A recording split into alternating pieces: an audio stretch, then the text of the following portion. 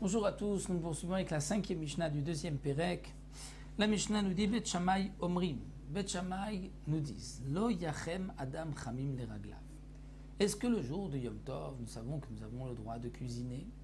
Donc on a le droit, à partir d'une flamme déjà existante, d'un feu déjà allumé, nous avons le droit de mettre une marmite sur le feu pour cuisiner, pour manger. Est-ce qu'on pourra aussi réchauffer de l'eau pour se laver, pour laver ses pieds par exemple? Un Bet Shammai nous dit non. Lo yachem Adam Chamim leraglav. La Torah a permis de cuisiner pour manger, donc d'allumer le feu, c'est-à-dire de faire cuire quelque chose, un feu déjà allumé pour manger, pour ochel nefesh, mais pas pour se laver.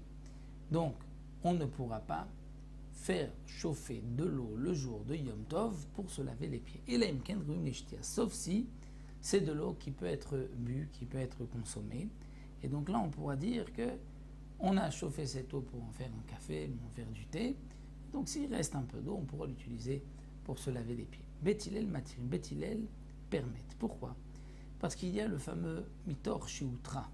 C'est-à-dire que Bet Hillel nous dit, puisque il est permis, mitor shiutra avara, on a le droit de faire cuire quelque chose pour manger, eh bien au passage, la Torah nous a permis aussi de faire cuire quelque chose, même si ce n'est pas pour manger.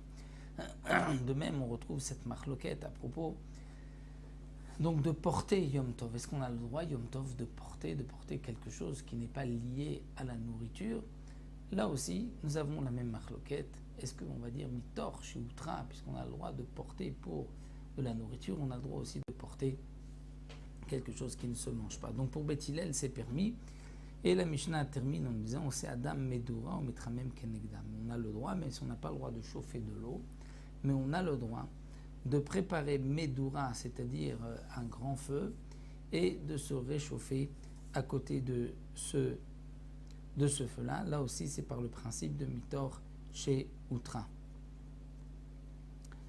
Donc, Bet Hillel nous permettent pas seulement donc, de chauffer de l'eau pour se laver, mais aussi de faire un feu pour se réchauffer à côté de ce feu-là. Donc là, nous avons vu dans cette Mishnah le fameux principe de Mitor, c'est-à-dire de dès qu'il y a un simple profit pour Yom Tov, même si ce n'est pas pour de la nourriture, mais puisque la Torah nous a permis certaines melachot pour manger, on a le droit aussi de faire ces mêmes melachot, même si ce n'est pas pour manger. On se retrouvera avec la Mishnah Vav la prochaine.